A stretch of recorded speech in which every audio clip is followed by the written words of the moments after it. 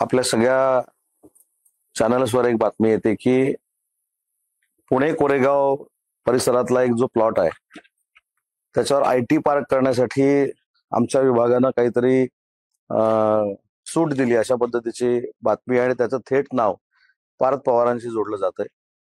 मी काल देखील सांगितलं होतं की काल ज्यावेळी मला प्रश्न विचारला त्यावेळी मी काही बैठकांमध्ये होतो. दुसऱ्या दिवशी मी म्हणजे आज खुलासा करतो अशा पद्धतीची काल मी भूमिका घेतलेली होती आणि काल मात्र मी ठामपणानं सांगितलेलं होतं की या जागेचा आणि औद्योगिक विकास महामंडळाच्या जागेचा काही संबंध नाही.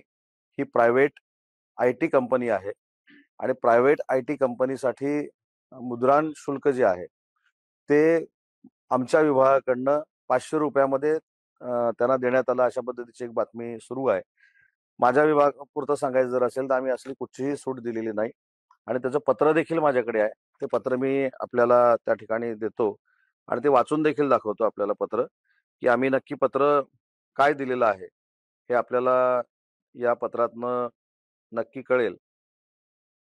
आणि यासाठीच मी काल असं बोललो होतो की कुठेही उद्योगमंत्री झाल्यानंतर अनियमित काम करण्याची भूमिका ही उद्योग विभागानं किंवा MIDCनं घेतलेली नव्हती. आणि या पार्श्वभूमीवर जे पत्र आहे ते पत्र देखील मी आपल्याला देतो आणि ते पत्र वाचून दाखवतो. ज्या कंपनीच्या नावावर स्टॅम्प ड्युटी आम्ही MIDCनं किंवा आमच्या विभागानं कमी केली अशा पद्धतीचं वृत्त प्रसिद्ध होतंय, त्याच्यामध्ये एक जे पत्र आम्ही दिलंय ते मी आपल्याला वाचून दाखवतो. प्रस्तुत विषयान्वये म्हणजे हा जो आपला जो चालू असलेला जो विषय आहे सादर करण्यात येते की मेसर्स अमेडिया एंटरप्राइजेस LLP कार्यालयाचा पत्ता जो काय असेल तो या घटकाने कार्यालयाकडे माहिती तंत्रज्ञान सहाय्यभूत सेवा धोरण 2023 प्रस्तावित घटक पत्ता PR 1178 सर्वे नंबर 88 मुढवा पुणे 411036 येथे प्रस्तावित घटकासाठी इरादा मागणी अर्ज 24/4/2025 रोजी कार्यालयाकडे केला होता. प्राप्त अर्ज व कागदपत्राच्या अनुषंगाने या कार्यालयाने प्रस्तावित घटकास data processing, data meaning, data search, integration and analysis या प्रस्तावित सेवा बाबीसाठी केवळ इरादा पत्र निर्गमित केलेले आहे. माहिती तंत्रज्ञान व माहिती तंत्रज्ञान सहाय्यभूत सेवा धोरण 2023 मधील परिच्छेद 3.1.10 अन्वये कोणत्याही क्षेत्रात माहिती व तंत्रज्ञान सहाय्यभूत सेवा घटकाची राज्यातील कोणत्याही क्षेत्रात उभारणी करता येते. सदर धोरणाअंतर्गत मुद्रांक शुल्कातून सूट घेण्यासाठी माहिती तंत्रज्ञान व माहिती तंत्रज्ञान सहाय्यभूत सेवा घटकास संबंधित सक्षम प्राधिकाऱ्याकडे मागणी अर्ज करणे आवश्यक आहे.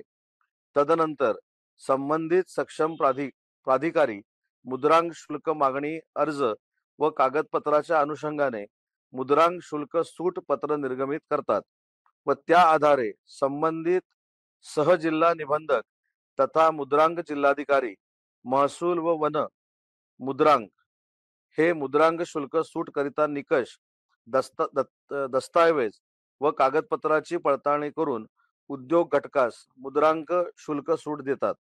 सदर प्रकरणामध्ये संबंधित घटकाने माहिती तंत्रज्ञान व माहिती तंत्रज्ञान सहाय्यभूत सेवा धोरण 2023च्या अंतर्गत या कार्यालयास मुद्रांक शुल्कातून सूट मिळण्याकरता कोणतीही मागणी केली नसल्याने सदर धोरणाअंतर्गत घटकास या कार्यालयाकडून कोणत्याही प्रकारचे मुद्रांक शुल्क सूट पत्र निर्गमित करण्यात आलेले नाही.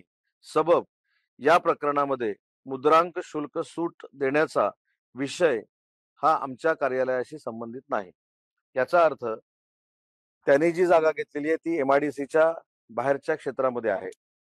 ती शासकीय जागा आहे की दुसरी कुठची जागा आहे याचा माझ्या विभागाशी काही संबंध नाही. आणि दुसरी महत्वाची गोष्ट आहे की 21 कोटीच्या अगेन्स्ट 500 रुपयाच्या फक्त नाममात्र पैशावर आम्ही मुद्रांक शुल्क माफी केली अशा पद्धतीने जे काय गैरसमज आपला झालेला आहे किंवा आपल्या माध्यमातून होतोय त्याच्याशी माझा विभाग सहमत नाही. आणि म्हणून जे काही कागदपत्र पार्थ पवार यांच्याकडे असतील ते देखील नियमामध्ये आहेत. माझी त्यांची सविस्तर चर्चा या बाबतीत झालेली आहे. त्यांचं देखील म्हणणं आहे की या बाबतीचा खुलासा हा त्यांच्या माध्यमातून देखील होणार आहे. त्यांनी काय जागा घेतलेली आहे, कुठे जागा घेतलेली आहे, कुठची कंपनी आहे, त्या कंपनीमध्ये कोण आहे, मुद्रांक शुल्क त्यांना सूट कोणी दिलेली आहे, कशासाठी दिलेली आहे, की दिलेली नाही, याच्याबद्दल ते देखील भूमिका व्यक्त करतील. पण माझी आपल्याला प्रसार माध्यमांना हात जोडून एक विनंती आहे की विभागाची पूर्ण माहिती घेतल्याशिवाय किंवा विभागाकडनं पूर्ण माहिती आल्याशिवाय, कारण काल संध्याकाळ नंतर उद्योग विभागानं काहीतरी वेगळीच सूट मुद्रांक शुल्कमध्ये ही एखाद्या मंत्री महोदयांच्या किंवा उपमुख्यमंत्र्यांच्या चिरंजीवांना दिली, अशा पद्धतीचा एक गैरसमज पूर्ण महाराष्ट्रामध्ये पसरवला जातोय. तर ते स्पष्ट करण्यासाठी आज या पत्रकार परिषदेचं मी आयोजन केलेलं होतं. परंतु अजून एक महत्वाची गोष्ट असते की मुद्रांक शुल्क देणं, इन्सेंटिव्ह देणं, वॉटर सबसिडी देणं, इलेक्ट्रिसिटी टेरिफमध्ये सबसिडी देणं, हे सगळे अधिकार हे कॅबिनेट सब कमिटीला असतात. या कॅबिनेट सब कमिटीमध्ये cooperative industry, individual industry, MIDC मधली इंडस्ट्री, या सगळ्या गोष्टी त्या सगळ्या त्या ठिकाणी असतात.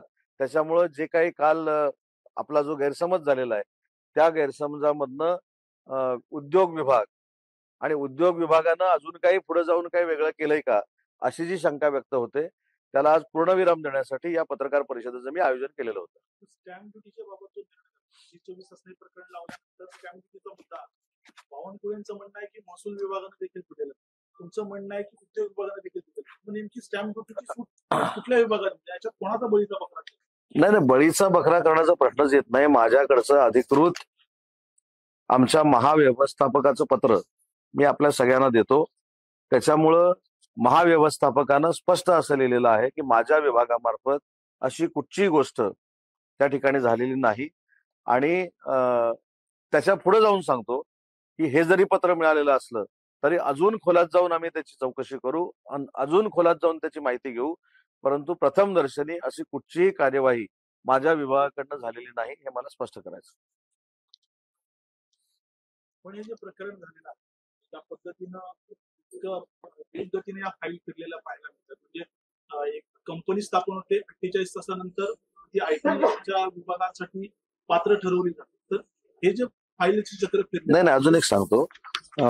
थोडा गैरसमज याच्यामध्ये असा आहे की ठरवली जाते, ही पात्र ठरवली जात नाही. हे ऑनलाईन ऍप्लिकेशन्स असतात आणि ज्या आयटी कंपन्या असतील, जी डेटा सेंटर्स असतील, जी ऑटोमोटिव्ह मधली इंडस्ट्री असेल किंवा कुठची इंडस्ट्री असेल, यांना जे काही निकष दिलेले आहेत त्या निकषामध्ये ते जर बसले तर त्याला मला असं वाटतं की इंटेंट लेटर जे आहे ते फक्त आमच्या विभागाकडनं दिलेलं आहे की तुम्ही जर ही अशी अशी इंडस्ट्री सुरू केली तर अशा अशा कागदपत्रांची तुम्हाला पूर्तता करावी लागेल.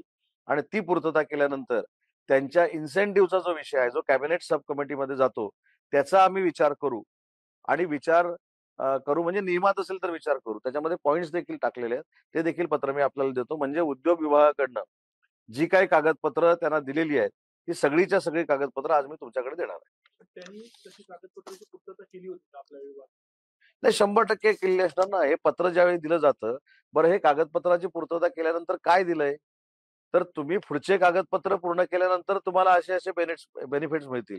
त्याच्यामुळे त्यांनी जर कागदपत्र पूर्णच केले नाही तर या अनुषंगानं त्यांना काही बेनिफिट मिळणार नाहीत. हे पत्र दिलं म्हणजे त्यांना बेनिफिट मिळाला असं होत नाही. या पत्रामुळे एकही रुपयाचा बेनिफिट उद्योग विभागानं त्यांना दिलेलं नाही. या जागेच्या संदर्भात विषय आता जे मूळ मालक त्यांच्या नावानं त्या गायकवाड आणि जे काही फॅमिलीच्या नावानं जे काही तर ते आज जे आहे ते त्या जागेवर जाण्याचा प्रयत्न करत होते. त्यावेळी प्रशासनाने पोलीस विभागानं खास करून त्यांना अडवलं आणि तिथे जाण्यास मज्जा होते. तर या बाबतीतली मला माहिती नाही. माझ्या विभागाच्या संदर्भामध्ये कालपासून जे चर्चा केली जाते की विभागाच्या बाबतीमध्ये जे काही म्हटलं जातंय की आम्ही स्टॅम्प ड्युटीमध्ये काहीतरी 21 कोटी रुपये घ्यायचे होतो आणि आम्ही 500 रुपयेच घेतले, तर प्रथम दर्शनी असं कुठेही झालेलं नाही.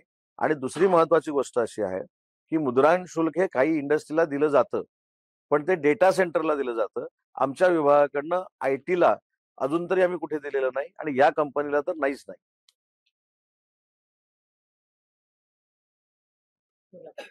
हा हा, बोला ना.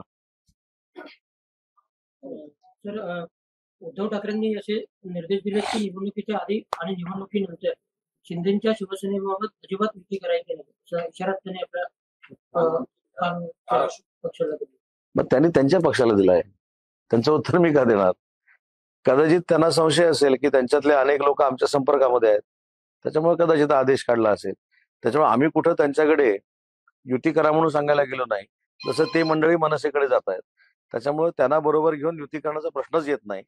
आणि दुसरी महत्वाची गोष्ट, ज्यांना युती करायची आमच्यावर असेल त्यांनी आमच्या पक्षात यावं आणि आमची निशाणी घेऊन लढावी. त्याच्यामुळे युतीचा काय त्यांचा प्रश्न आहे. युतीबाबत स्थानिक युतीबाबत काही निर्णय झाले कसला? नगर परिषद काल प्रदेशाध्यक्ष भाजपाचे रवींद्रजी चव्हाण साहेब रत्नागिरी जिल्ह्यामध्ये होते. त्यांनी युतीसाठी ते सकारात्मक असल्याचं जाहीर केलेलं आहे. त्याच्या अगोदरच मी सांगितलेलं आहे की या जिल्ह्यांच्या स्थानिक स्वराज्य संस्थांमध्ये रत्नागिरी जिल्ह्यामध्ये युती करण्यासाठी आम्ही तयार आहोत. आम्ही त्यांच्याशी चर्चा करू आणि महायुती करूनच रत्नागिरी जिल्ह्यातल्या निवडणुका लढवू. मनोज जरांगेंना त्यामध्ये एका मोठ्या नेत्याचा नाही, मनोज जरांगेंना जर अशा पद्धतीची धमकी दिली असेल तर त्याची सखोल चौकशी करावी, त्यांना संरक्षण पुरवावं आणि जर कोणी त्याच्यामध्ये असू दे, त्याच्यामध्ये जर कोण असेल त्याच्यावर कारवाई करावी. शेवटी ती पोलिसांची प्रोसिजर आहे. हा? ते सिंधुदुर्ग नाही, मी रत्नागिरी जिल्ह्यापुरतं बोललो. माझा 8 तारखेला सिंधुदुर्ग जिल्ह्यामध्ये दौरा आहे. सिंधुदुर्ग जिल्ह्यामधल्या दौऱ्यामध्ये आमच्या शिवसेनेच्या सगळ्या पदाधिकाऱ्यांना विश्वासात घेऊन त्यांना काय वाटतं ते शिंदे साहेबांशी चर्चा करून आम्ही निर्णय घेऊ. असं साधारणपणे असं दिसतंय की जशा निवडणुका आता जाहीर झाल्या जवळ आहेत नगर परिषद भाजपने स्वाभाविकपणे प्रत्येक पक्ष तयारी करतो, पण भाजप स्वबळाचा नारा देत आहे. ठाण्यात देखील आता भाजपचे प्रभारी गणेश नाईक जबाबदारी दिलेली आहे किंवा ठाण्यात महापौर आमचा अशीच एकंदरीत घोषवाक्य दिले भाजपकडून दिले जाते.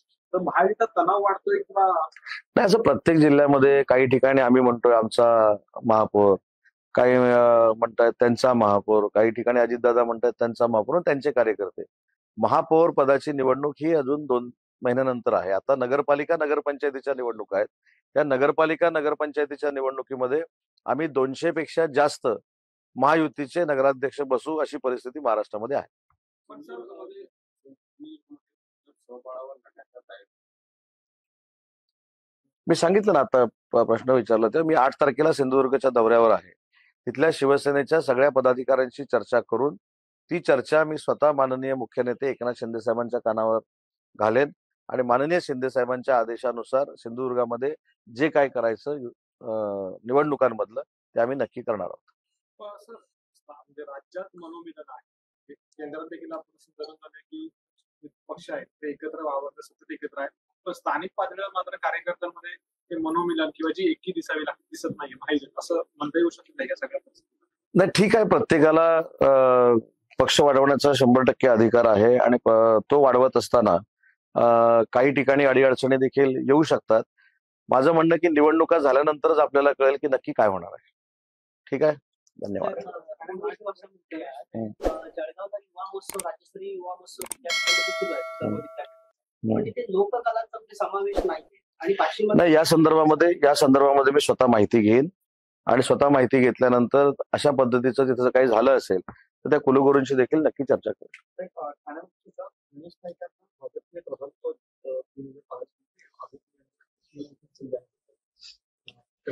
नाही, मला असं वाटतं की नगरपालिका नगरपंचायतीच्या निवडणुका आता आहेत. ठाणे महानगरपालिका, मुंबई महानगरपालिका, कोल्हापूर महानगरपालिका, पुणे महानगरपालिका या नंतर निवडणुका आहेत. त्याच्यामुळे त्याच्यावर नंतर बोललेलं चांगलं राहील. आता सध्या नगरपालिका आणि नगरपंचायतीवर आम्ही कॉन्सन्ट्रेट केलेलं आहे.